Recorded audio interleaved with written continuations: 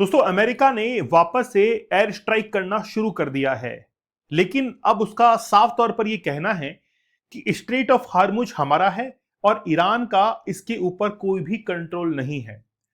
और ये इस बात से साबित होता है कि जेडी वैंस ने प्रेस कॉन्फ्रेंस करके खुले मंच पर यह कह दिया कि ईरान अब किसी भी तरीके से स्ट्रेट ऑफ हार्मुज के ऊपर कंट्रोल करना बंद कर दे। लेकिन इस सभी सिनेरियो के बीच में एक देश निकल कर आता है जो कि एक अनसीन हीरो है। और वाकई में मुझे ऐसा लग रहा है कि इस पूरी ड्रामेटिकली जो कंडीशन हो रही है इसका फायदा उस देश को मिलने वाला है। बड़ा इत्मीनान से हम लोग देखेंगे। लेकिन अब ईरान ने वापस से अपने न्यूक्लियर साइट्स को रिकंस्ट्रक्शन करना शुरू कर दिया है। और ऐसा अमेरिका ने इस बात को कंफर्म कर दिया है सैटेलाइट इमेजेस से कि ईरान वापस से अपने न्यूक्लियर जो साइट्स हैं उनको बना रहा है। तो एयर स्ट्राइक जो है करना शुरू कर चुका है अमेरिका ईरान के ऊपर। अब एक्चुअली में डोनाल्ड ट्रंप इतने बौखलाए हुए हैं कि नाटो की जो समिट टर्की के अंदर हुई थी, उस टर्की की समिट से वापस लौटते हुए ट्रंप ने 2 बार अपने प्लेन को चेंज किया और फिर बाद में यह कहा कि मैं किसी भी प्रकार का कोई भी रिस्क नहीं लेना चाहता हूं, ईरान कुछ भी कर सकता है। आप सोचकर देखिए कि डर किसको है, अमेरिका को है कि ईरान को है।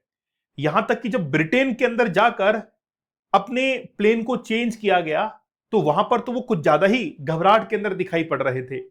ऐसा लग रहा था कि ईरान ने बहुत जबरदस्त तरीके से जाल बुना हुआ है। अयातुल्लाह खमेनी की मौत के बाद में उनके बेटे मोज्तबा खमेनी ने कहा कि हम अपने लीडर का बदला लेने के लिए किसी भी हद तक जा सकते हैं।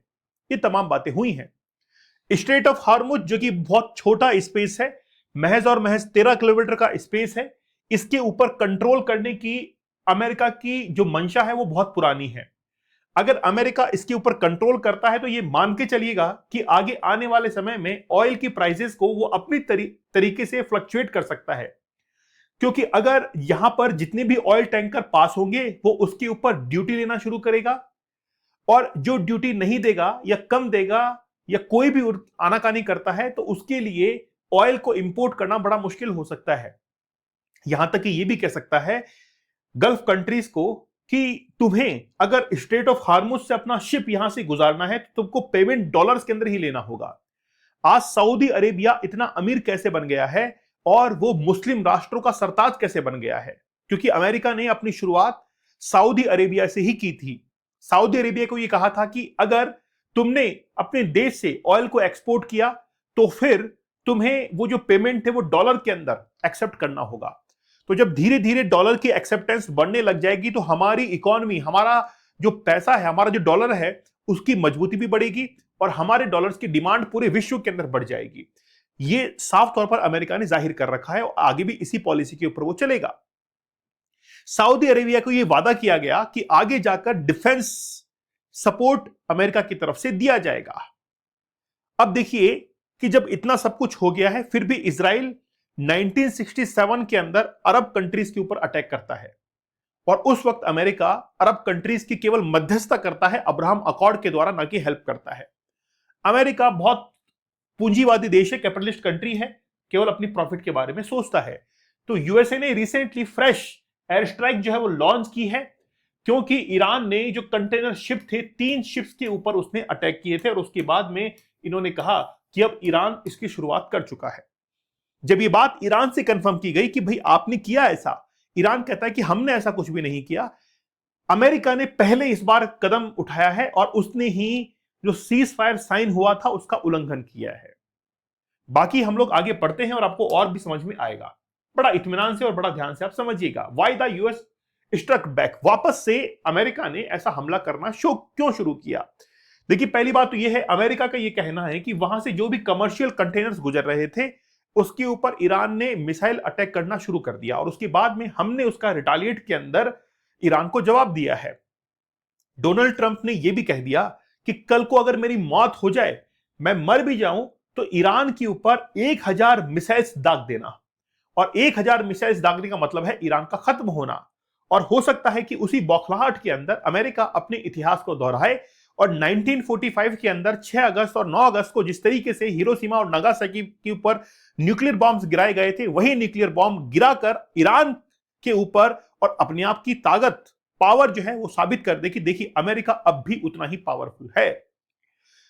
तो अमेरिका इस बात का सहारा ले रहा है कि इसकी शुरुआत ईरान ने की है। According to the central command, the US operation kicked off, मतलब लगभग 7:15 शाम को ईस्टर्न टाइम के अकॉर्डिंग ये स्ट्राइक जो है वो की गई। And hour after the Iran had put out public warning, Iran ने जैसे ही एक पब्लिक वार्निंग जारी की थी कि हम अपने सुप्रीम लीडर का मौत का बदला लेंगे, उसके बाद में और अमेरिका ने ये स्ट्राइक करना शुरू कर दिया। अब ट्रंप क्या कह रहे हैं कि Trump has not completely close the door on talks, मतलब अमेरिका और ईरान ने 19 जून को जो बातचीत की थी, जो सिग्नेचर किया था, उसको लेकर ट्रंप ये कह रहे हैं कि भाई तुम ये मत समझना कि बातचीत करने के रास्ते और दरवाजे बंद हो चुके हैं, वो तुम्हारे लिए हमेशा खुले रहेंगे। इसी बात पर मुझे गाना गुनगुनाने का मौका जो है आप लोगों के सामने मिल रहा है। मुझे पता नहीं किसने गाया, कौन सी फिल्म का है, लेकिन गाना बड़ा अच्छा है कि मतलब तुम आना और तुम्हारे लिए मेरे दरवाजे खुले हैं प्रिय, ऐसा कुछ गाना है वो, है ना। मैं याद करने की कोशिश करूंगा, अगर बीच में याद आ गया तो मैं आपको सुनाऊंगा उस गाने को। तुम मेरे पास में आना प्रिय, मेरा दर खुला है, खुला ही रहेगा, है ना, ऐसा वो गाना है, शायद आपको याद आ चुका है। तो अमेरिका भी यही कह रहा है कि हमारा दर खुला है, एनी टाइम, चाहे पूर्णिमा हो, अमावस्या हो, किसी भी समय तुम आ जाओ, हम बातचीत करेंगे और तुम्हारे लिए हम लोग इसको क्या करेंगे, सेटल डाउन करेंगे। बातचीत के रास्ते जो है वो खोल दिए हैं, है ना। Iran says the US broke the deal first, Iran का कहना है हमने थोड़ी ना किया है, पहले इसको यूएसए ने किया। Any peace deal only work if both side actually stick to it, मतलब दोनों साइड्स को स्ट्रिक इस पे रहना पड़ेगा और दोनों ही साइड से इसको इंप्लीफाई करना पड़ेगा, तब जाकर ये बेसिकली डील हो पाएगी। अब एक्चुअली में क्या है, प्रॉब्लम कहां पर है, मैं आपको बताता हूं। देखिए क्या है कि ये तो है ईरान और ये है यूएसए। अब इन दोनों के बीच में है इजराइल, और इजराइल अटैक कर रहा है लेबनान के ऊपर। अब अमेरिका और ईरान के बीच में बातचीत होती है, तमाम बातों को लेकर बातचीत होती है कि भाई जो भी पैसा लगा है रिकंस्ट्रक्शन का वो दिया जाएगा। लेकिन एक बात और निकल कर आती है, ईरान ये कहता है अमेरिका से कि इजराइल को तुम रोको ताकि वो लेबनान के अंदर जो हिजबुल्लाह है उसके ऊपर अटैक ना करे। तो अमेरिका कहता है कि हां मैं वादा करता हूं इजराइल ऐसा नहीं करेगा, लेकिन इजराइल कहता है कि हमारी जो आईडीएफ है, ईरानियन डिफेंस फोर्सेस है, वो ऑलरेडी लेबनान के अंदर तैनात है और हम लोग अटैक करेंगे। ये सारा सीनियर ये देखकर लगता है कि जब ट्रंप वेनेजुएला के ऊपर कैप्चर कर सकता है तो क्या ट्रंप का कहा इजराइल नहीं मानेगा। ट्रंप वाकई में क्या कहता होगा, ट्रंप कहता होगा कि भाई ठीक है, हम जो है इजराइल से बात करेंगे और उसको कहेंगे कि तुम लेबनान के ऊपर अटैक मत करो। और जब अमेरिका इजराइल से बात करता होगा तो कहता होगा तुम दबाकर अटैक करो, हम चाहते हैं कि यह डील ना हो, हम चाहते हैं। जबकि दुनिया को दिखाने की कोशिश कर रहा है कि हम जो है एक पीस टॉक कर रहे हैं विथ ईरान, लेकिन कह रहा है कि तुम तो दबाकर अटैक करो। यहां तक कि सीरिया को भी उसने उकसाना शुरू कर दिया कि तुम लेबनान के ऊपर अटैक करना शुरू कर दो। तो कुल मिलाकर बात यह है कि अमेरिका अपने हथियारों की खपत को ज्यादा करने के लिए, कंजप्शन बढ़ाने के लिए ऐसे नुमाइंदों की सहायता वो लेता है और लेता रहेगा। जब तक ये नुमाइंदे बेवकूफ बनते रहेंगे तब तक अमेरिका इनके कंधे पर रखकर बंदूक चलाता रहेगा। और इजराइल के जो प्रधानमंत्री हैं बेंजामिन नेतन्याहू, वो व्हाइट हाउस गए ये बात कहने के लिए कि भाई ट्रंप महोदय, तुमको मारने के लिए ईरान ने सुपारी दी है और मेरे पास में भी कंफर्म न्यूज है। अरे बेवकूफ, उसके पास में जो संस्थाएं हैं, सिक्योरिटी एजेंसीज है, उसको पहले से ही पता है ये बात। तुम कौन सा नया बता रहे हो उसको जाकर। आज पूरी दुनिया के अंदर जो एआई का इस्तेमाल होता है, पूरी दुनिया उसका 0.01% यूज करती है, जबकि अमेरिका का जो एआई वर्जन है वो 100% यूज होता है। अमेरिका कभी भी उसको हैंडओवर नहीं करेगा पूरे विश्व को।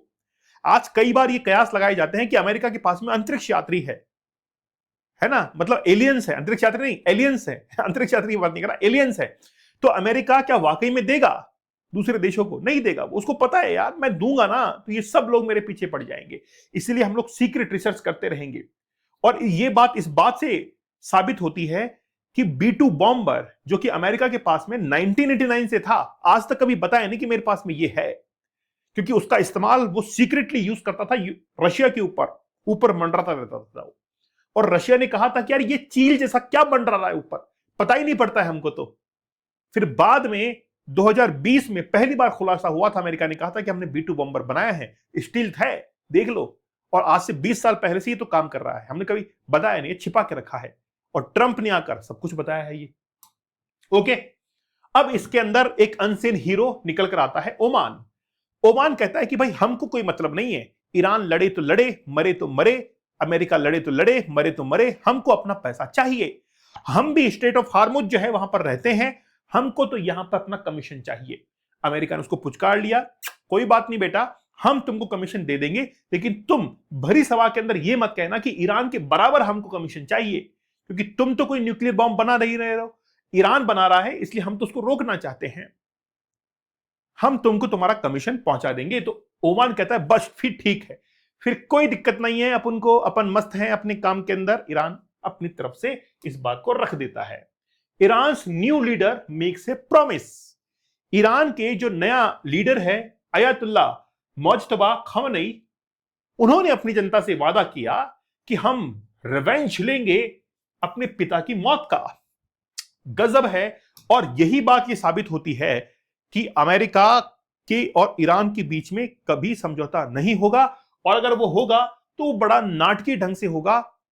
ऑन पेपर भी हो सकता है, लेकिन वो केवल ऑन पेपर ही रह जाएगा, दिलों से दिमाग से नहीं होगा, क्योंकि दिमाग में तो वही होगा कि हमको हमारे सुप्रीम लीडर का बदला जो है वो लेना है।